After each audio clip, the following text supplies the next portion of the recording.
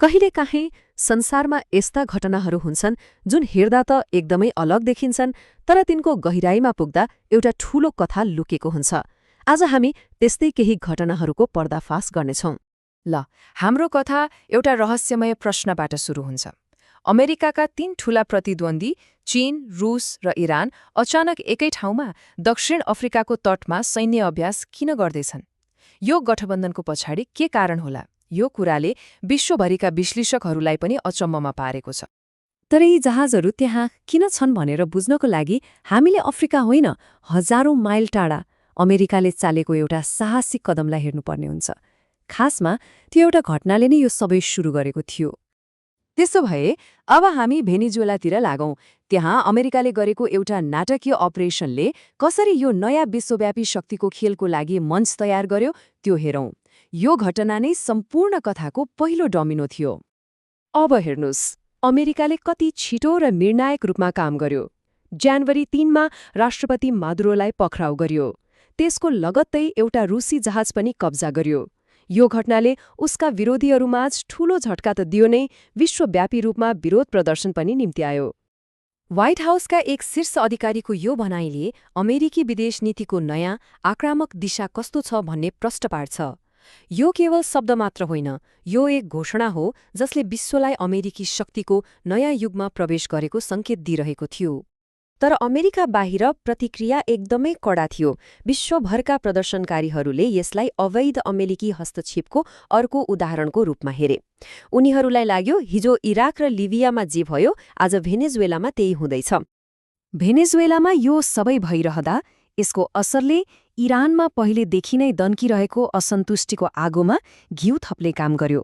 त्यहाँका जनता सरकारसँग पहिले नै आक्रोशित थिए र यो घटनाले उनीहरूको रिसलाई झनै बढाइदियो। यो ऐतिहासिक सन्दर्भलाई हेर्दा अवस्था झन प्रष्ट हुन्छ। एकातिर सन् 1979 भन्दा पहिलेको इरान थियो जहाँ सामाजिक स्वतन्त्रता थियो। अर्कोतिर क्रान्तिपछिको इरान जहाँ कडा धार्मिक कानूनहरू छन्। अहिलेका प्रदर्शनहरू यही दुई संसारको बीचमा फसेको नयाँ पुस्ताले उचालेको हो। त्यसो भए कुरा के हो भने यी प्रदर्शनहरू कुनै एउटा मुद्दाको बारेमा मात्र होइनन्। यो त बढ्दो महँगी, बेरोजगारी र व्यक्तिगत स्वतन्त्रताको अभाव जस्ता गहिरो समस्याहरूको एकमुष्ट विस्फोट हो।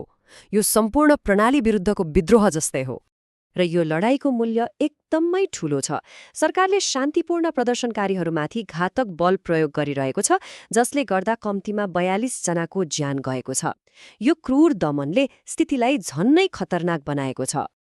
यता वाशिंटनले पनि सैन्य हस्तक्षेपको स्पष्ट धम्की दिएर सङ्कटलाई अझ बढाएको छ। यो धम्कीले इरानका नेताहरूलाई घेराबन्दीमा परेको महसुस गराएको छ र उनीहरूलाई थप कट्टरपन्थी कदम चाल्न बाध्य पार्न सक्छ। भेनेजुएलाका घटनाहरूले इरानी असन्तुष्टहरूका लागि आशाको किरण जगायो। यसले उनीहरूलाई सबैभन्दा गहिरो जरा गाडेका शासनहरू पनि ढल्न सक्छन् भन्ने विश्वास दिलायो। उनीहरूको मनमा एउटा शक्तिशाली प्रश्न उठ्यो, यदि भेनेजुएलामा हुन सक्छ भने इरानमा किन हुन सक्दैन? ल, अब यो सबै पृष्ठभूमि, अमेरिकी दबाव र इरानको आन्तरिक अस्थिरतालाई ध्यानमा राखेर हामी फेरि दक्षिण अफ्रिकाको तटमा फर्कौं। अब बल्ल ती रहस्यमय नौसैनिक अभ्यासहरूको वास्तविक उद्देश्य बुझ्न सकिन्छ। यो नौसैनिक अभ्यासको केन्द्रमा रहेको संगठन हो ब्रिक्स प्लस। यो पश्चिमी नेतृत्वको विश्व व्यवस्थालाई चुनौती दिन विशेष रूपमा डिजाइन गरिएको एक आर्थिक र राजनीतिक गठबन्धन हो। तर यहाँ एउटा रोचक कुरा छ। को सहभागी छैनन् भन्ने कुराले यो कथित संयुक्त मोर्चाभित्रको दरारलाई उजागर गर्छ। भारत र ब्राजिल जस्ता प्रमुख सदस्यहरूको अनुपस्थितिले यो गठबन्धन सोचे जस्तो बलियो नभएको सङ्केत गर्छ। र यो नै हाम्रो रहस्यको समाधान हो। यो नौसैनिक अभ्यास एक सोचविचारपूर्ण रणनीतिक प्रतिक्रिया हो, जुन सिधै संयुक्त राज्य अमेरिकालाई लक्षित गरेर गरिएको शक्ति प्रदर्शन हो। यसको स्पष्ट सन्देश छ, हामी एकजुट छौं र हामी पछि हट्ने छैनौं। तर कथा यतिमा मात्रै सकिँदैन। ब्रिक्स प्लस ब्लकका प्रमुख सदस्यहरूले यस अभ्यासमा किन भाग लिएनन्, यो प्रश्नले कथामा अर्को जटिलता थप्छ। यो अवस्था भनेको दुई डुङ्गामा खुट्टा राख्नु जस्तै हो।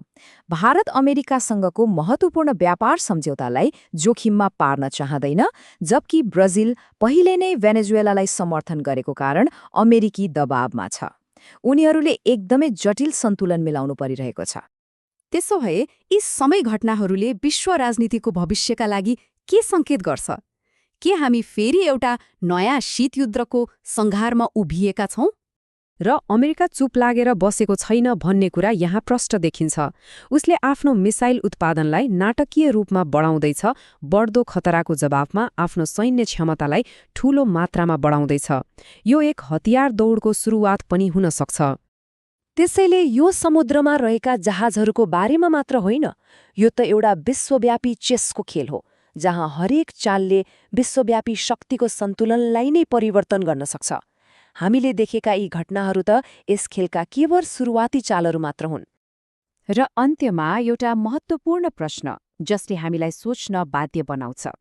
राष्ट्रहरूले आफूलाई सुरक्षित राख्न नयाँ गठबन्धनहरू बनाउँदा के संसार साँच्चै अझै स्थिर बन्दैछ वा खतरनाक रूपमा झन्झन विभाजित हुँदैछ? यसको उत्तरले नै हाम्रो भविष्यको दिशा निर्धारण गर्नेछ।